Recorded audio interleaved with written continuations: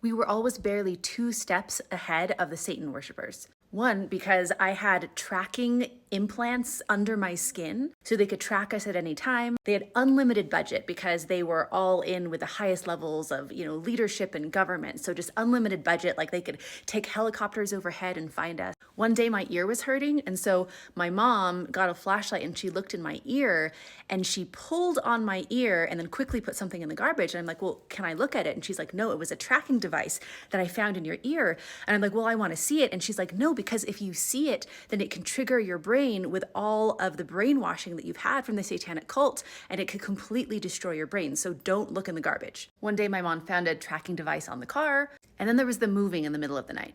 So sometimes we would get a call from the wrong number, and my mom would ask God if it was the Satan worshipers that had found us, and God is like, yeah. So when we lived with my grandmother, we would sleep on the floor in sleeping bags, and then we get one of these mysterious calls, and then we would move in the middle of the night, and we'd go somewhere else. But because my mother was totally financially dependent on the cult leader, my grandmother, then we'd run out of money, and then we'd run out of food. So I had a lot of times where I went hungry, and then we'd go back to my grandmother's house because the Satan worshipers had found us again.